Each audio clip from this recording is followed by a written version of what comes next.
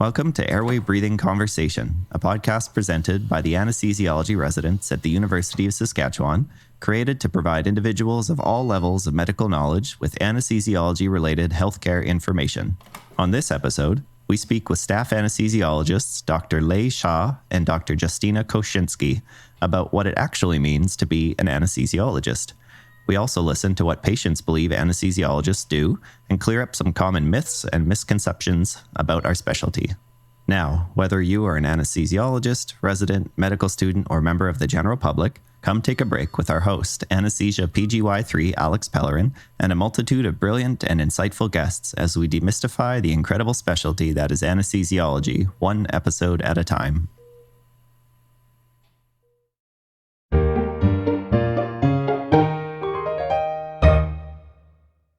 For this episode, we asked patients at our preoperative assessment clinic what they think anesthesiologists do, both inside and outside the operating room.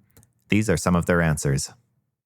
It's the doctor that's in charge of putting you to sleep when you're having a surgery, keeps track of the patient during surgeries, that's when putting them to sleep, getting them out of putting them to sleep, making sure everything, I think they're in charge of all the vitals of the patient as they're asleep.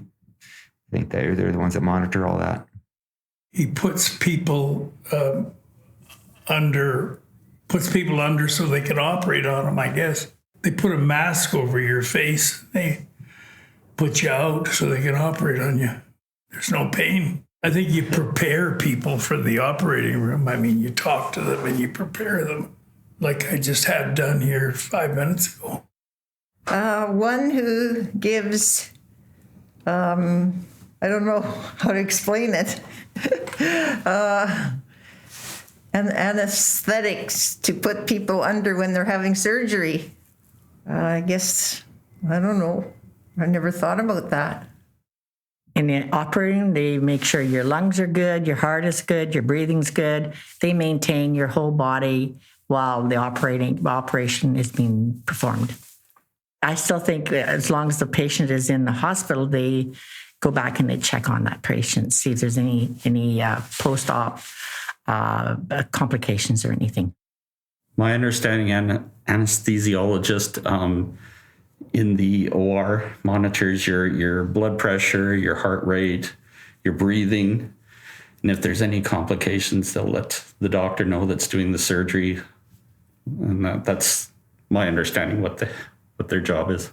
Outside of the operating room, from what my understanding is, they'll come to recovery to check on you and make sure everything you're doing fine and you're coming out of the anesthesia. You're coming out of it okay, and just same thing, kind of just monitoring your blood pressure and your heart rate and all that stuff too. So there is an amazing group called the Canadian Anesthesiologist Society, also known as CAS, and it's the National Specialty Society for Anesthesiology in Canada. It was founded in 1943. It's a not-for-profit voluntary organization and is guided by its vision of transformative patient care, with its mission to serve members and advance the specialty through leadership, advocacy, education, and research. Today, we are going to be talking to two amazing anesthesiologists in Saskatoon about their day-to-day practice, and our goal for this episode is to explain that anesthesiology is so much more than putting people to sleep for surgery. So, Seb, what is anesthesiology? So, the definition of anesthesiology is that it's a branch of medicine dedicated to total care of a patient undergoing surgery or relief of pain. And so total care includes preparing you for the surgery beforehand, being responsible for the pain relief in the early recovery phase, as well as treating any complications that might arise as a result of the anesthetic. Anesthesiology has been a leader in ensuring that patients stay safe during their surgeries as well as after. Anesthesiologists, before your operation, they'll likely meet with you, and they're a specialist physician that will be giving you this anesthetic during your surgery, and they're a vital member of the surgical team, as they're responsible for keeping you safe and comfortable throughout the entire operation. Anesthesiologists They oftentimes give you IV drugs, and they're actually the specialists that give the most IV drugs than any other type of physician combined. And by IV, I mean intravenous. And so anesthesiologists are the only physicians with expert knowledge of the extreme potent drugs during your surgery to ensure that you sleep and stay comfortable during your surgery. Or when needed, if you might need regional anesthesia as well. And then they're very familiar with all medical conditions and their implications for patients undergoing a wide range of surgeries. They have the experience in giving an anesthetic for all surgical procedures, and they provide care to all ages, from premature babies all the way to great-great-grandmothers. Awesome. And there's a significant amount of training that anesthesiologists have to undergo in order to practice. So Canadian-trained anesthesiologists are physicians who have completed a pre-medical degree followed by medical school, then 5 or more years of training called residency, which is what Seb and I do now, in the field of anesthesiology. So the average amount of training time after high school is 13 to 15 years. Which is a long time. Yeah. We can both attest to. We've been in school for a long time. During residency, anesthesiologists are extensively trained in human physiology, which basically means how the body works, particularly the brain, heart, lungs, kidneys, and liver. And they spend time working in internal medicine areas such as respirology and cardiology to be able to know those things. At least 6 months of our training is spent in critical care units, such as the coronary care unit, neonatal ICU, pediatric, and adult ICUs. By the end of our training, we have become experts on anesthesia, resuscitation, critical care, and pain management.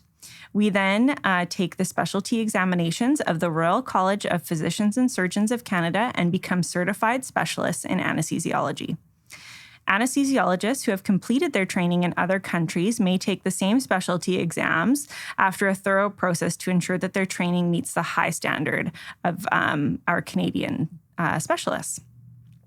As a special group in Canada, there's also anesthesiologists that work in rural areas, which are family practice anesthesiologists who have trained to be family physicians and then complete extra training to be able to provide surgical services to people in rural areas. And we have those people training in our department right now. And what about care outside of the operating room, Sebastian? So I think this is one of the biggest misconceptions about anesthesiologists is that although most of our work is done in the operating room, providing anesthetics for patients during their surgeries, in a lot of hospitals, there's also a lot of work being done outside of the operating room and sort of throughout the hospital that we'll touch on a little bit as well later. And so you can often find anesthesiologists in the intensive care unit or the ICU, as well as the maternity ward, providing anesthesia for C-sections or providing epidurals during their women's labor, as well as in the pre-admission clinic or PAC clinic, where we'll follow up with patients prior to their surgery to review them and see if there's anything that we can help manage before their surgery so that they can stay safe and comfortable in the operating room as well. And then lastly, we also have a chronic pain clinic in Saskatchewan as well, where anesthesiologists both do interventional and medical approaches to managing patients' chronic pain.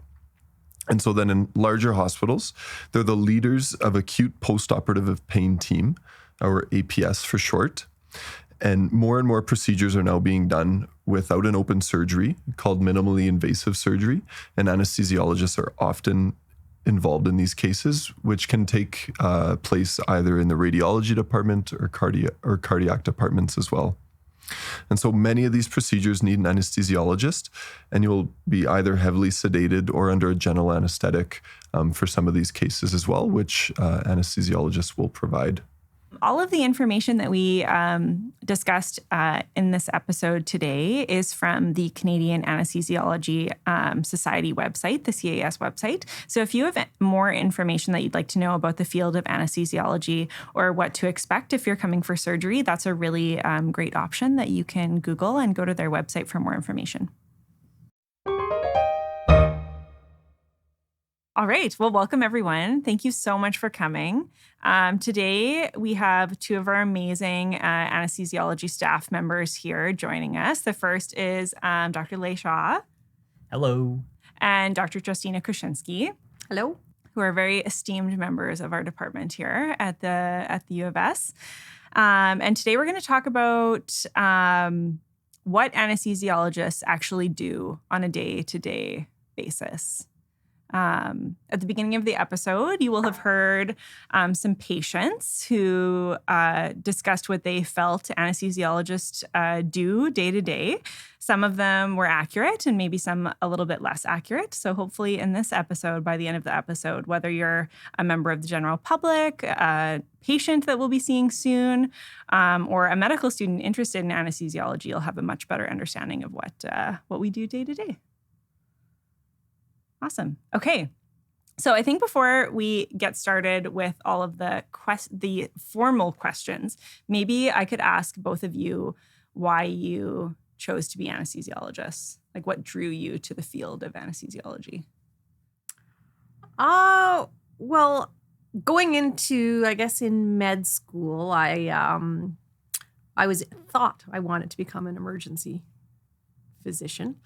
And everybody had said that, well, no matter what kind of physician, what specialty you want to match to, you should always make sure that you do at least one elective in anesthesia because they will teach you life-saving skills that you can take anywhere to any specialty. So I followed that advice and I did one of my very first electives in anesthesia.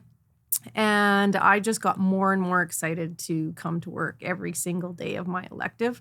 And a big part of that was I have a physics background. And so I think one of my big aha moments was when I realized that there was an actual gas analyzer comparative to mass spectrometry or gas chromatography in the anesthesia machine. That was like, wow, this is amazing. And then when I started applying fluid mechanics to how fast my IVs could run and how high I could raise them up depending on the gauge of the IV I put in the patient, how quick I could get fluid in, and the ultrasound waves and the ultrasound machine and the physics behind that, and then the compliance of the circuit for breathing as well as the compliance in an arterial line and how it affects your monitoring. That whole physics aspect of the day-to-day practice really keeps it very, very interesting for me. Also, I find that those moments of everything is well planned out, yet there's always this little hint that everything could change on a dime, keeps it rather exciting. So when you never quite know what's around the corner, even though you plan and you prepare and you do everything you can to mitigate anything bad happening, there's always a little kind of anxiety, queasiness in the stomach that, I don't know, goes good with the, adrenaline junkie rush seeker. So those are kind of things that I really like about it. Nice. Amazing. I just thought it was cool. That's why I did anesthesia. It is cool. Yeah, no, it's super very cool. When I was in med school, I was lucky enough to shadow Dr. Wendy Gore-Hickman, and she had me come into the operating rooms, started me doing IVs, intubating people. My first intubation was a nasal intubation. She said, just put it in through the pearly white gates, and I'm like, all right, put them through. And afterwards, look back and it's like, oh, that was so cool what I did, and helping people out, and so. Each time sort of coming back to anesthesia, experiencing it again, you get that same feeling, that rush of adrenaline, but at the same time, that sense of satisfaction that you're helping people out there as well. And so it just always appealed to me. Some of that hands-on aspect of things really excited me. Obviously, you guys know I love regional anesthesia, so the tech of ultrasound and how you can provide anesthetics differently, to a patient and have them be awake through the whole process as well. So I think there was just so much to explore in anesthesia, and that's, I think for me, that's what drove me to do anesthesia. Nice. Yeah. And Seb, I'm sorry, you're also here. Yeah. I was here last time. So He was here last time. We asked Seb to come back. Seb has a nice sounding voice. We thought it was good for podcasting. He's also one of our top R1s. So we asked him to come back for this episode as well. And thanks again for Thanks joining for having us. me. Yeah. So what drew you to anesthesia? Yeah, I was sort of late to the game as well to anesthesia. And so I wasn't too sure going into medicine what I wanted to do. And then late into my third year was when I did my anesthesia rotation. And kind of like what Dr. Koshinsky and Dr. Shaw both touched on already was that it's so versatile and different every day, which was something that I really enjoyed because I like doing different things all the time. But one thing that really sticks out to me is that it's such a unique approach to patient-centered care as well, where you're really just focusing on that one person. And although you're just part of their life for, a day or something while they're getting that procedure is really important to them. And so you get to provide care that way, which I think is really unique to the field of anesthesia. But then all the different techniques that you can apply, I kind of liken it to cooking a little bit, where with every case, there's just a little bit of a different recipe that you use with different patients that keeps it a little bit different and interesting every day, which is really fun. So Yeah, absolutely. There's such a science to anesthesia, but there's also such an art as well.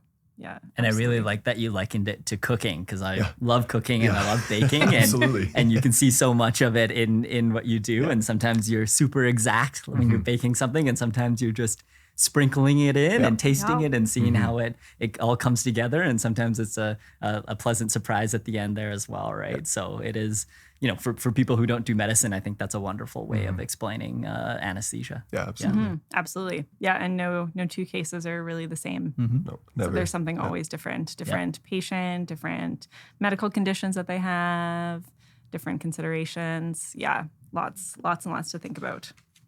Awesome. And then before entering medical school, what did you guys think anesthesiologists actually did?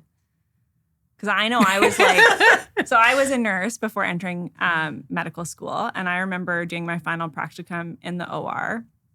And my first experience with anesthesia was this very cool guy sitting in the corner. I think he was maybe reading, but he did all these things super, super fast at the beginning, got an IV right away, intubated the patient so quickly, and then charted it up. And then I was like, oh, wow. Okay. They do a lot of stuff at the beginning and the end.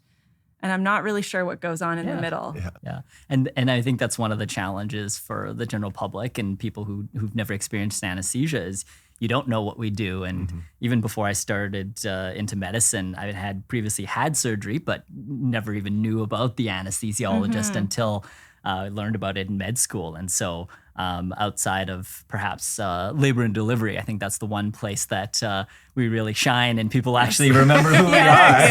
Yes, and we're very gracious, and we're very appreciative of that when we're up there, and certainly our patients are as well. Oftentimes we're just that silent person who's people don't even know we're there, but we're providing great care. And usually if they don't remember what happened with us, that's probably we did our job really well. Yeah. Yes. No, I really had no idea of the true scope of what an anesthesiologist does. I knew that they were involved in putting you off to sleep for an operation and waking you up again. That was about the extent of my knowledge prior to med school. And honestly, I would say even through first year anesthesia residency, I was still learning what an anesthesiologist really did and what our scope of practice was. Because, here at the U of S, we have these things that trainees go through on Wednesday called talk rounds. And I remember sitting in talk rounds with my cohort of R1s, and seniors would present a case from the week, and us R1s, we would look at each other and our eyes would go wide, and we'd be like, holy crap, what have we gotten ourselves into? As these cases were presented and our eyes were opened wide to more of the broad spectrum of what an anesthesiologist actually does and our role within the hospital.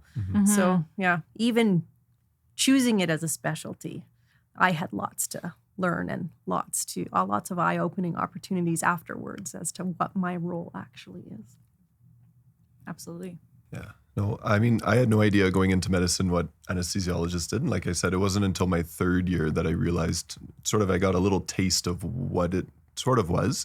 One thing that really stuck out to me when I was doing that initial rotation was I somehow got scheduled to be in an awake craniotomy case, which was pretty cool as a med student.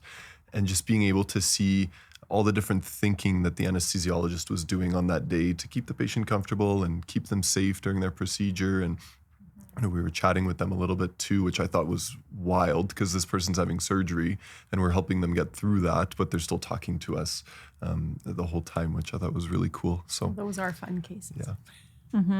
Yeah, those are really Yeah. interesting cases. Yeah, absolutely. And now maybe if you could try to take us through a regular day in the operating room. So how does your day look? Depending on the day, it may even start the night before. Indeed. Because we have a wide spectrum of types of days. Some we could classify as perhaps easier, more routine in the sense that it is cases that are perhaps a little bit less complex, have a little bit less of an impact on someone's physiology. And with healthier patients, so they're a little less demanding, versus a day that is someone who is desperately ill, having very, very complicated surgical things done to them that result in wide changes in their physiology, which requires a lot more planning and input on our part to manage and mitigate those changes to keep that patient safe. And to improve their chance of having an uneventful recovery after surgery. So sometimes it starts the night before, but really basically the day, once you have that pre-prep done, is you show up when I usually show up 7:15 in the morning for an 8 o'clock start because I like to have my room set up. I like to kind of settle into my space and kind of chill for a little bit. Allows me to get the room prepared for the day so that the day runs smoothly. And yeah, we do a lot of prep work. Anesthesiologists, I guess we plan. We plan for success. We don't hope that it's going to happen. And so lots of work goes in at the beginning so that we can have hopefully a smooth sailing day where we can sit down and chill during a case. Right. But if you see an anesthesiologist sitting down and chilling during a case, it's because they've done a lot of work up front before the patient even enters the room. So getting all that stuff ready for the day, no matter what it is, if it's one case or if it's 15 cases because you have an ENT slate, it's really planning it out. Some of us do have the saying, we like to stay prepared so we don't have to get prepared, or stay ready so we don't have to get ready. That's one of my philosophies. And then you just go and you see your patients for the day. You have a quick conversation with them, which I think is something that's also very unique to our specialty. We have to gain their trust in a very, very short amount of time because really we are doing an anesthetic is the ultimate loss of control, I think, for a patient. And while they may not be in the sense of a general anesthetic, they're not aware that you have complete control over their physiology, but they have at least even patients who do not know a lot about anesthesia or surgery, they do have a sense that they are not in control, I find. And so for them to hand over their well-being to your hands is a privilege, not to be taken lightly. It's also a responsibility. And so that prep work going into that so you can care for those patients and look after that trust they placed in you, I think is really, really important. And you go through that patient by patient, whether it's 1 or 15 for the day, take them to recovery, manage them throughout their recovery room stay, but that's usually from afar because the nurses are doing the hands-on work in recovery room, but sometimes they need help and you have to go back or you have to manage things on the phone through the recovery room. And when the day is done, hopefully everything's gone well. It's one of our nice things I find in our profession. We get to go home. And other than maybe thinking about what's going to happen the next day, depending on the type of patients you have, you kind of get to go home and be done. There is not a lot of stuff to follow up on in the evening. But of course, there are cases that stick with you and you think about. And sometimes you do take them home with you. And you need to be, you need to have people you can talk to about that too. Absolutely. Yeah. Yeah. So that's great. Going through one of our ordinary general anesthetic days, I think some of the other things that we do, for example, obstetrics is a very different type of day.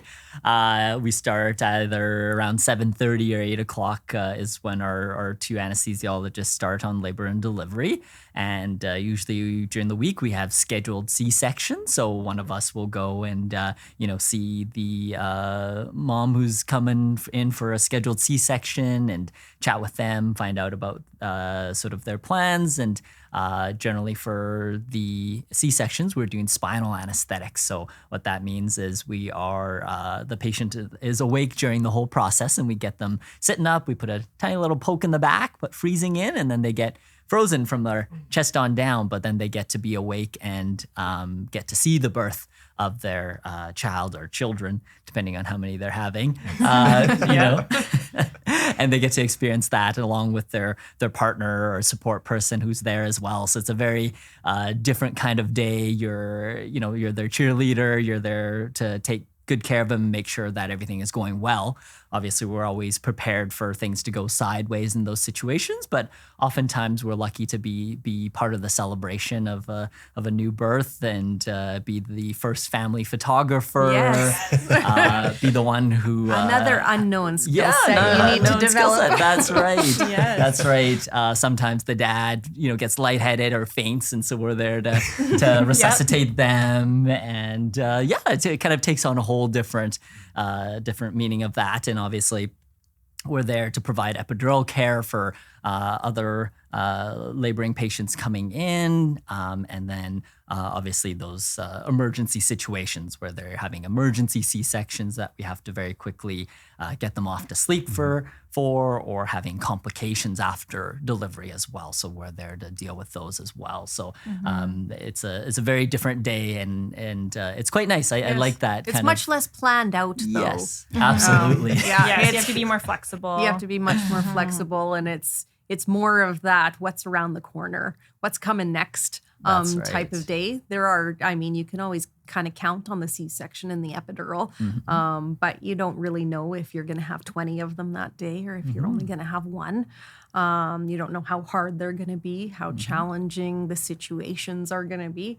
It can be a much more of a surprise type of day. Absolutely. And because we are a training center for learners, that drastically changes our day as well. So some days we may have very senior residents who are in there, and we can watch from a bit afar and watch them grow and sort of do the skills and gain that independence. Whereas other days we may have more junior learners or even medical students who are there, and we're there to help, provide that education in a safe way for both the patient and for the learners. And I think that's also quite rewarding. I think, most patients are very accepting of having learners there, realizing this is how we train more doctors, and especially for Saskatchewan, where we definitely want more of those people to stay. And then at the same time, for those learners, it's quite nice because you remember, at least for me, I think back of when I was in their stage and in their shoes, how exciting that was, how new everything was, and how important that time was to be well trained, so that now that I'm done, I feel well prepared to be able to take care of patients. So I think it changes up your day, but it's definitely for the better. For sure. Absolutely. And I think two important things to emphasize that you both discussed was building rapport with patients quickly. And you do have to gain people's trust very quickly, because then all of a sudden you're the number one person that is taking care of them and their number one advocate in the operating room. So I think that's a really important point to emphasize. How about the nighttime? The nighttime. There are lots of aspects about the nighttime that I actually love. But I guess that comes back to a bit of the adrenaline junkie in me. I actually don't mind not knowing what's coming next. Although some people would say that they don't believe that if you look at me with an elective slate and you try to change what's on the elective slate, then I get a little bit grumpy. But if I'm actually on call, then I thrive on it. I like the uncertainty of what's coming next, the uncertain and kind of being prepared for anything around the corner when you don't know if it's going to be, taking out someone's appendix and they're relatively healthy, or maybe that appendix has popped wide open and that person is very, very sick. Or is it going to be a trauma patient that is losing a lot of blood and is very, very unstable?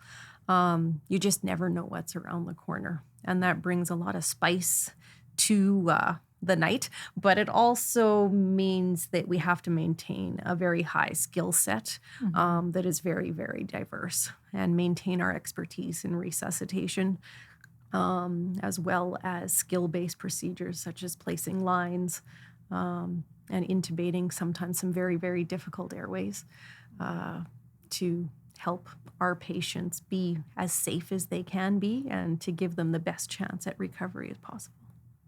Absolutely. Yeah, and I find certainly friends and family members are sometimes surprised that we work at night. And I said, anybody can have surgery at any time of the day or weekends. We got to be there. And I think the other piece that people find surprising is that we're not just in the operating room, right? Yeah. We're found in all sorts of places around the hospital, certainly labor and delivery and pediatrics, and in this Dubé Center here, we do ECT treatments there. We're found in the interventional suite to do advanced neurosurgery type of things there. Basically anywhere in the hospital. You can find an anesthesiologist who is there to assist with either a medical procedure or to be helping to resuscitate or manage someone's airway, where we can be found anywhere. Yes. That was a big eye opener for me, I think, as well, because until I started doing anesthesiology, I didn't realize that at any given time there's a certain amount of anesthesiologists always in the hospital covering all these different roles, like being the code blue doctor. So if your heart was to stop on the ward or something traumatic was to happen on the ward, they come help and resuscitate you. There's an anesthesia resident that goes to every trauma case that comes through the hospital, because RUH is our major trauma center. And then just like you were saying, people are on obstetrics. People are covering surgeries that have to happen overnight. There's an anesthesiologist that goes to all of the cardioversions, right? Or that sees patients during the day to get them ready for surgery in the coming days.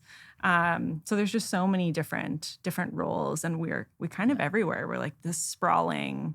And it's really cool because our role is growing. So if you look at things, like I didn't appreciate this when I was a resident, but I do a lot more as a leader in our department here now, is that, for example, endoscopy. So where you get colonoscopies or gastroscopies, where they're putting cameras down your throat and other places, that the surgeons or the internists who are doing these procedures really enjoy having us there to provide better sedation for the patients. We sometimes even get calls for patients that are very challenging to do, and they want us there more and more, able to provide better care for our patients. And for lots of those patients, if we weren't able to come, they would not be able to get their procedure, which means that maybe there would be a cancer diagnosis that was delayed or missed. So I think being available and being able to provide that care, not just in the operating room, is very critical for patient safety and the well-being of our society. Absolutely. And I think even just looking further ahead, I think with a lot of gynecological procedures that have been done in the office or, with no sedation or anything, I think those things are starting to change as well. I think we're recognizing the benefits of having anesthesia to make things more comfortable, to rather than just, trying to tolerate it, but to actually provide good anesthetic care for them, I think is super important. Totally. I think one other sort of underrated part of our job that I discovered earlier this year was pain rounds as well, a little bit, and that we actually play a huge role in patients' postoperative pain when they've had a major surgery, and just helping them along their way to get them back home, where they're able to recover there as well. And so just making sure that patients are comfortable in hospital and then they're able to recover well here and then slowly get mobile again and then get back to their day-to-day back home, I think is a underrated part of our job too that we do. So Absolutely. Yeah. And pain, I think, is a huge part of our profile. And that's something that I really enjoy is, with regional anesthesia, we can do surgeries with people awake, right? Someone can be operated on their hand and we do a brachial plexus block and they can be wide awake and then they can finish up their surgery, have no pain, be able to go home and recover more comfortably at home. I think that's a huge benefit. Or after surgery, they're having a lot of pain. We can do different types of blocks that can, again, help manage their pain with local anesthetic rather than the opioids that can make them drowsy, confused, all those other unwanted side effects that we can try and avoid as well. So I think it's cool. Yeah, we're also very comfortable with all of the different types of medications that can be used to manage pain. And so we'll be able to optimize those medication regimes and tailor them to individual patients. Absolutely. Which I think lots of our other colleagues, just because that's not their area of specialty, don't even necessarily recognize that some of those medications can be used to optimize pain control in their post-operative patients. Absolutely. And not only do we provide sedations for people to get minor procedures, we also provide sedations for people to be able to get CT scans or MRIs, because many people are very claustrophobic or just will not, can't tolerate the noise or what have you. And again, those are very life-saving diagnostic procedures. So we play a very important role there as well. Or if someone has a pacemaker or an implantable device that we have to shut off in order for the MRI to happen, then an anesthesiologist will be there with you, making sure that your vital signs are good and everything is going well. And if anything was to happen and that device needed to go off and it couldn't because it was shut off, then we would come in and help manage that situation. So we're kind of there all the time when you need us. Yeah. That's the most interesting thing I've found about anesthesiology is anytime someone is in crisis or really needs help to stay alive, an anesthesiologist is there. Yeah. Yeah, I find even lots of my family members who don't have a medicine background or more of a benchtop science type background, they often, and any physician will be familiar with this, they're like, oh, what's this right here, right? And I know my line is always like, I can't tell you what that is, but if you were actively trying to die, then I'm your doctor. Yes. So when you talk about being in crisis, that is very, very much what we do. Although we do have our elective slates in the OR where people are not in crisis at that moment. They could become in crisis, which we're trying to avoid, of course. But definitely we have that major, major role within the hospital system with the traumas and the codes and the unstable people and assisting with resuscitation. And that's one of our main and very important skill sets. I think. Absolutely. And I think it's also important to recognize that beyond doing your anesthesiology residency and becoming an anesthesiologist, many of our staff have done extra training in specific areas, which is referred to as a fellowship. So we have a few staff members in our department who have done extra training to be intensive care physicians, which is very much like critical care and very sick and ill patients is sort of what we've been talking about. To sort of right up anesthesia's alley. We've had other staff that have gone and done regional fellowships, like Dr. Shah's already been chatting about, and doing using ultrasound to provide freezing to a certain part of your body so that you'd be able to tolerate the procedure for surgery and also have pain control after surgery. And then we have anesthesiologists that have specialized in cardiac anesthesiology. So they help with all of the bypass surgeries or valve replacement surgeries that happen, which is a whole nother skill set. So it's kind of endless about the amount of training that we can receive in all the different areas. Absolutely. Yeah. And I had the pleasure of going to and working in Toronto Western, where it's one of the regional fellowship training programs there. And I got to learn from some of the world's kind of best regional anesthesiologists and bring some of those skills back here as well. And we also have people who do additional training in whether it be a master's in education, or myself, I did a master's in leadership. And so you see anesthesiologists sort of in that teaching role in the university or in leadership positions as well. I think there's simulation fellowships that people can do as well. So there's quite a wide breadth of things that you can do on top of the clinical practice that we do, right? Yeah. Mm-hmm. Absolutely. Yeah, you should talk about that, Dr. Koshinsky, all the things that you do for simulation. Well, I do not have a simulation fellowship. I have a baby course in simulation. But I am one of the co-directors of the simulation program for our residents and sort of staff, although staff don't get as much of an opportunity as residents do. That'd be awesome. And we provide our residents with a 5-year rotating curriculum, and they get exposed to 15 cases per year during that 5 years. So that's 7. We have a bank of, well, it's more than 75 cases because we like to swap ones in and out a little bit. But, and so really figuring out basing that on the curriculum that's been determined by the Royal College so that we reflect what learning milestones they need to achieve there, but also really focusing on communication piece, as well as that whole diagnosis and treatment and management of a crisis. But crisis resource management, we get to do all of that honing of that skill set within the simulation environment in a really fun way, because we get to create all these cases that are going to bring out those opportunities for our residents to practice those skills and hone them. So you get to be creative and really think through physiology.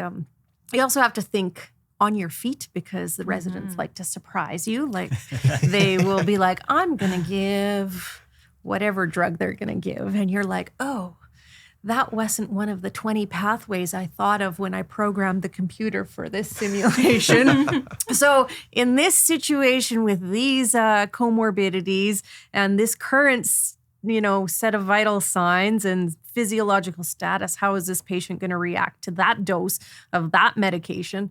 And then we have to reprogram the computer on a fly to reflect that kind of thing. So it really helps keep my skills sharp as well for how patients respond, and also what is the current best, recommended care for all those situations that we. I think we as a department, you specifically, Justina, you guys have done such a good job with simulation. I think it really is cutting edge in terms of what we're doing now, right? And being able to simulate these events that may be rare or dangerous for the patients, and being able for trainers to practice and get really good at it. So when they actually go to look after the patients, they've done it a few times already in a simulation, and it's not the very first time, right? And so I think certainly in here, I think the Department of Anesthesia and probably Emergency Medicine are the two big simulation users, and I think that's a really cool thing that we have here. Yeah. And it makes such a big difference in our learning. I've definitely had cases that we've gone through in simulation and then they've happened in real life. And it is very reassuring to know, actually, I have done this before in the simulated scenario where I received feedback from my excellent preceptors about things that I needed to change for next time. And then I remember those things, and then I can do those things and provide better care. So I think that's a really important thing that we do. That's really nice to hear. Yeah, that's a true story. Yeah, absolutely. We've talked to Dr. Koshinsky about what you do outside of being an anesthesiologist, and obviously other roles that you have in your life that you discuss, like being a mom. But Dr. Shaw, you also do other things outside that you're sort of alluding to, like some of the leadership things. But I think one of the major things that I know about that you do is the quality assurance role that you take on for the province. Absolutely. Yeah, I do lots of things. I'm a dad of 2. I love playing disc golf. That's one of my dreams, is to make it on the pro tour. We'll see. No, I think it's and certainly the quality improvement piece is huge. I think it's always been something I've been interested in. It's when I'm in somewhere, whether it be the residency program or somewhere else, I'm always like, oh, this would be really cool. It would make things better. And I realized there was actually a job title for that. I thought, this is quality improvement apparently. And so the interesting thing about my role is I'm here to help support everybody who has brilliant ideas, much better ideas than me. But I'm here to support them in figuring out how can we look at this problem? How do we try out the solutions that my fellow colleagues or residents have? And how do we implement it into our healthcare system? And how do we make it better, right? And I think everybody, this is always in the news, right? That our healthcare system's in crisis. And certainly, I don't think that I can fix it all on my own. But certainly, being able to pick out pieces here and there that we can look at, and how do we improve the patient's experience? How do we improve our resident or learner's experience, our fellow colleagues' experiences? How do we make it a better system for people? And I think that's kind of what I'm most passionate about, is how to make that positive change happen, right? And it's never easy. Sometimes people are going, oh, why did we change things? This is terrible. But, you have to be able to collect that information and show people that, oh, look, we've actually improved patient care in this setting. And, what are your concerns about these change? How can we make it better for you as well to do that? And sometimes people just need time to vent, and other times people have great ideas about how to make things even better. So I think that is something that's fundamental in our department. It's not something I've started. It started far before me, is that people started this quality improvement process. And it's amazing that we can sit back, reflect on things that we've done or things that have happened, and be able to say, this may not have gone the best. How can we look at it? Can we figure out, how we could have done better, and then take those ideas forward and say, what kind of system changes can we make, to make this process better? How do we avoid doing the same mistakes again that we committed in the past, right? And so that really kind of drives my passion for quality improvement. I do have to say, all the changes that you have assisted to bring about, I do really appreciate how you're always willing to, when the change is being implemented and we're going through the growing pains phase, where we're grumbling about, why is this wasn't here? how we did it before. Yeah. You're always willing to listen with and just be that ear to hear us vent as we're processing that change and learning to adapt and integrate it into our practice without getting defensive or worked up about the fact that, I'm wigging out that I have to deal with 2 Pyxis machines at RUH and I don't like it. Or for example, I really do appreciate the way you just calmly Thank you. listen to the mock outrage when change is underfoot, as it becomes second nature. Yeah. Yes, because change is hard. Change is super hard. And, and I mean, I think that's part of what I took away from my master's is, everybody sees things differently. And if you stop and listen and see their perspective, that goes a long ways to understanding things, and certainly discovered myself that, even if you think it's a good idea, it may not actually be a great idea when you start looking at it from other people's perspectives. So I appreciate that. That is one of my goals, is always to try and be as open and listening as possible. And it doesn't always mean I'm going to change my mind on stuff, but certainly I think it's important to hear what everybody thinks about change. Yeah. And that's, it goes back to this department and the residency training program itself as well. I think that's one of the things that drew me here, was how willing there's people in the department, how willing they were to try new things. And so, we built a separate website for residents and how we organize our lives as residents at that point in time. And they were willing to give it a try, and it's continued on, and it's grown into something, even bigger and better, and something even like this, where we're doing a podcast. It's something that's what makes our program unique, in that people are willing to take that risk, to explore those opportunities. And I think that's how you get innovation, how you get growth, how you create new ideas, and how you become better. Absolutely. Absolutely. And we also have quite a few members of our department that conduct research as well, in addition to clinical duties. And we have one person in our department who is a clinician scientist who I think maybe half of his role is doing research and the other half is clinical work. So this person always has many research projects on the go, but lots of members of our department have either quality improvement projects or research projects that they're doing in addition to their clinical duties, which is great. Yeah, and I think that that's something that makes our department unique as well, is that you can pursue your interests, right? For some people, it's not research, it's something else, whether it's simulation, whether it's tech, whether it's social media and all sorts of other unique things that are out there, education. The department really supports that. You're not forced to go down, you have to do research because we need more research output. Well, there's other ways to grow and to expand what we do outside of clinical practice. Absolutely. And I think something that you already spoke to, Dr. Chow, was about the leadership that is required to be an anesthesiologist. And I think you've also spoken to that a little bit, Dr. Koshinsky, but I think it's worth mentioning again that we do take on quite a leadership role within the hospital. We do a lot of advocacy for our patients in the OR. If anything was to happen that was unplanned in the OR, we take on a leadership role for our patients. And then also outside of the operating room in times of trauma or codes, we often act as leaders in those types of situations to make sure that our patients are getting the best care that they possibly can. Yeah, and I think we have a very unique perspective on what happens in the hospital. Most physicians are usually isolated to one ward or the operating room or one part of the hospital, whereas we work in all parts of the hospital. We see how things are done. And I love that part where you see, they do something really cool on this ward. Like, we should do this at the other ward or at the other hospital. Yeah. And I think that comes with the territory of our work. And I think that helps us to transmit some of those ideas between each other and be able to share that. And that's come up in quality improvement at the Jim Pattison Children's Hospital. They had a big day to discuss how they can improve on quality improvement. And anesthesia was there representing and sharing ideas about what happens at the other hospitals. And I think that is really cool to be able to see those perspectives and to share it and be part of that leadership team. Mm-hmm. But it's also nice that we get to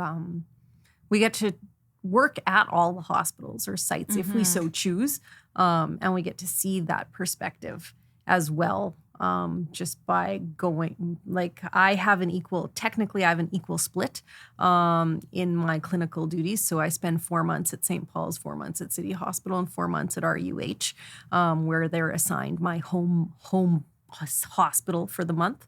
But then I also do obstetrical anesthesia, and I work at the freestanding surgical centers as well, and sometimes go out to Humboldt, as well as I do locums up in the Northwest Territories a couple of weeks a year. So being able to be that mobile and move around to all of those places, it really keeps everything interesting, but you get to see how other people do stuff, like you alluded to. And that does, I find, help with problem solving when you get back into other situations, because you can be like, oh, right, we did it that way over here. Maybe that will work again. And that can be on a broad system-wide scale, or it can be just based on that patient that's in front of you right now, and what you have to do for them. For sure. From a resident's perspective, it's really nice to be able to work with somebody new every day, because like we mentioned earlier, everybody has their own little way of doing things sometimes. And so then you can always pick and choose, things that you learn from other people and then pass it along to either your co-residents or another staff that you're working with that next day as well. And I think that's a really great way for knowledge to get transmitted both within the department and then also within other wards and specialties in the hospital as well. Yeah. Yeah, I love finding out about new things from residents that I work with. Whether it be like, oh yeah, that's great, or oh no, they're doing it. Yeah, that's not the right way to do it. Wait a minute.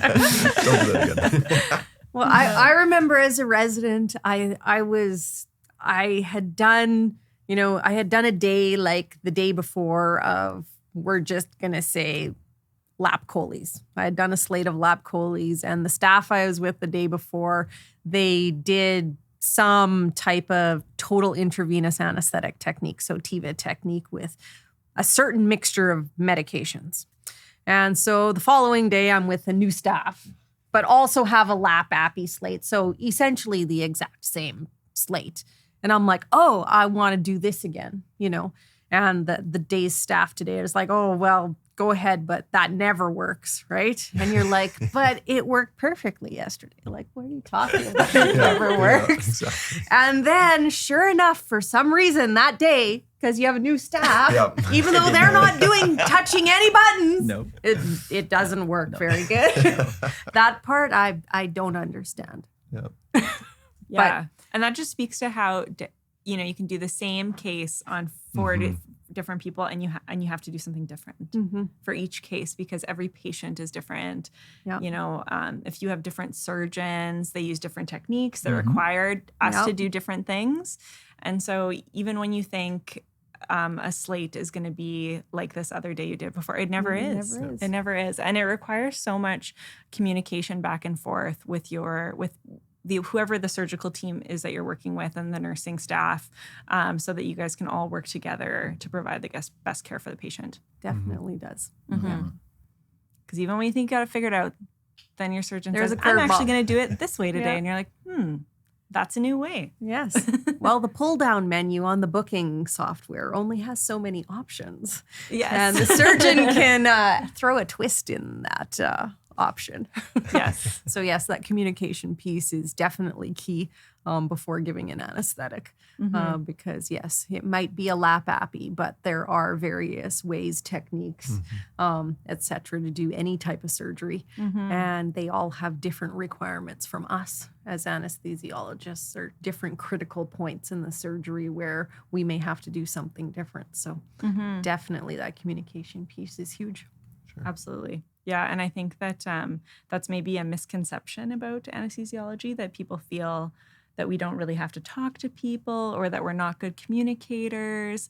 But in fact, you have to be a very succinct and good communicator because you have to be able to act quickly in moments of crisis and communicate with the team in moments of crisis, but then also communicate in small teams all day long and communicate with your patient as well. Absolutely. The most common example that we always compare ourselves to is the airline industry, right? We work as a team in the operating room, and it's so critical that we communicate clearly with each other. And most days your plane takes off and lands and everything's good, but every so often you run into a crisis, and that's when what you train for and what you're prepared for. And so it's a very good comparison with that airline industry and the operating room together. Awesome. Was there anything that you guys wanted to add about maybe misconceptions that you had about anesthesiology before, that now that you've experienced it, your mind has changed to educate our viewers? Good question. I guess one thing for me is there's a lot more hands-on work than I really thought there was. And so starting IVs, lots of lines like we talked about, intubations, and then you're always on your feet and sort of thinking on your feet in the moment, especially in those crisis situations. So those were some of the other things that really drew me to the specialty that maybe I didn't quite realize going into anesthesia. One of the biggest misconceptions that I hear from patients that I think is that they think we just leave after we put them to sleep, right? They're like, and then you come back and wake me up later, right? And it's like, no, I'm there with you the whole time. I'm there monitoring your heart, your breathing, monitoring all sorts of things that's happening during the surgery. You might lose a lot of blood. We might have to give you blood products. We're there the whole time, keeping an eye on things, making sure that you're doing well and that you're going to recover well after the surgery. So I think that's one I wanted to get out there for sure. Yeah, that's a very key one. Yeah. And on that thought as well, I guess prior to going in, I didn't, not that it's something I actually thought about, but it can be, we are often in a situation where we're always beholden to that patient and their care. But depending on what else is going on and the availability of other staff, if that's a 10-hour case, that might actually mean that you do not leave the operating room for that 10 hours. So that's no eating, no drinking, no going to the bathroom. And so that planning your day so that you can manage your own physiology while still maintaining your mental acuity to be able to care for that patient and respond to the potential crisis is something that I most certainly did not appreciate before going into the specialty. Now, Justina does have lots of friends, so if she was in a 10-hour-a-day case, I would hope I would check in on her and maybe see if she needs a break. And most of the time, it does happen, but absolutely. there are situations where you can get stuck.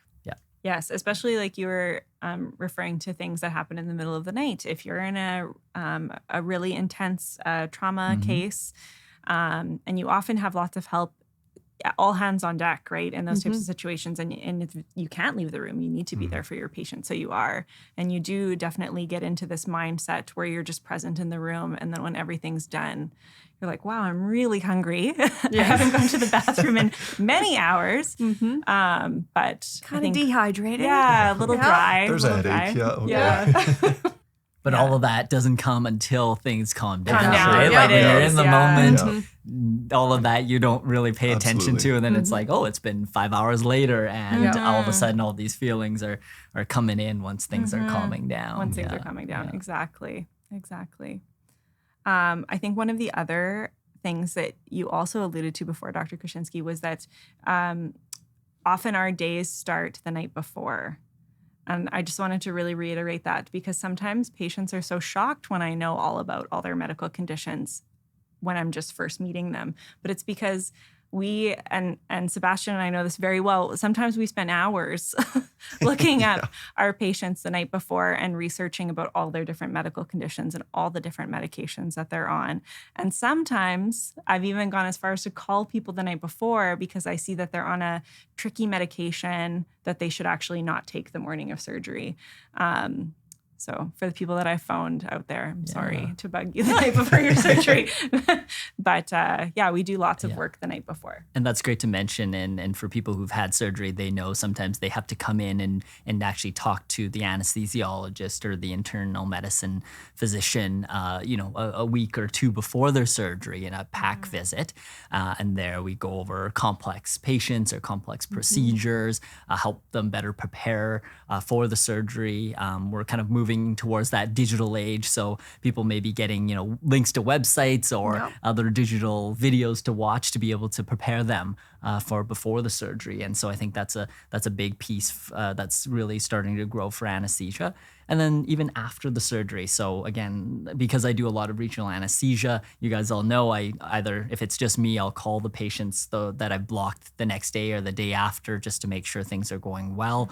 So oftentimes patients are surprised that their anesthesiologist is calling, but I've never had anybody upset at me for calling them. So they've always been really appreciative that we're following up on them. And I think that's an important piece for us to explore. And I think hopefully that's one area of quality improvement I'd like to go into as well is following up on our patients, seeing how can we do better? How was their experience, during surgery, and what are things that we can do to better improve that for next time? Lots of people also, I don't think they understand why they have to see us in a PAC clinic pre-op. And sometimes I when I'm talking to them and they ask me, like, I don't understand why I have to be here. And I often say, well, can you imagine that you're walking along a cliff, okay? And on the downside of the cliff, there's some rocks and some waves. And if you were to fall, it would be a very bad thing. You might break both your legs, maybe you'd break your back, or maybe you would die if you were to fall down that cliff. And surgery and anesthetic places an extreme stress on your body. And so part of our job is to mitigate that stress and the impact it has on your physiology.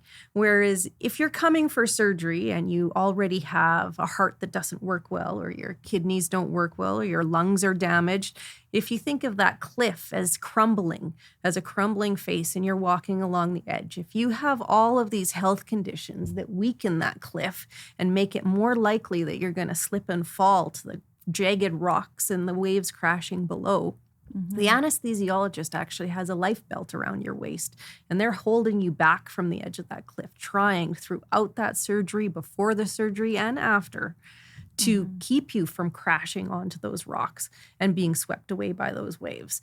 And so the PAC clinic lets us be those structural engineers that shore up that cliff face and try to make it a little bit stronger so it's less likely to crumble out from under you when we're putting you through that stress of surgery. And that's why I explained to them that that's the reason they're coming there, so we can shore up that cliff face and try to make their heart condition as stabilized as possible, their lungs as stabilized as possible. So it makes our job of holding on to that life belt to keep them from crashing to those rocks below more likely that we're going to be able to succeed to get them through safely.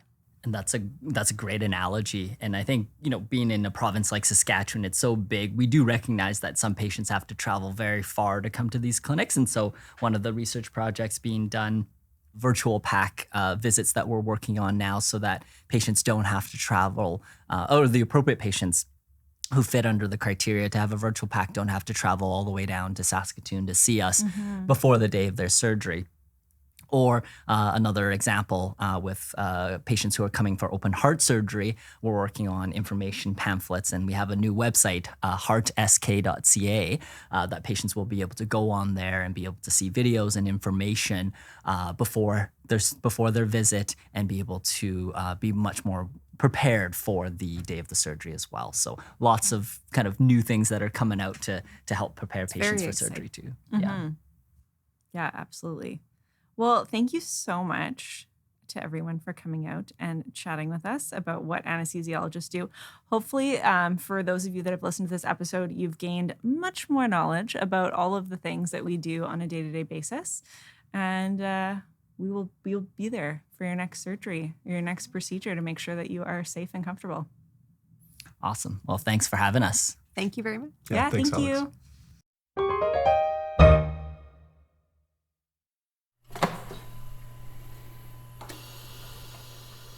You've been listening to Airway Breathing Conversation, a podcast hosted and presented by the anesthesiology residents at the University of Saskatchewan. Please note that while this podcast is run by healthcare professionals, it is intended for educational and entertainment purposes only. We are very thankful to our guests for taking the time to share their wisdom with us this episode, and a very special thanks to you, our listeners, for tuning in. Don't forget to follow us and our associated USask Anesthesia accounts on social media. You can find all our social media links on our Linktree page at linktr.ee/abc_podcast. You can also find the department's social media links on their Linktree page at linktr.ee/usask_anesthesia. We'll see you next episode, but until then, stay calm, take a breath, and always remember your ABCs.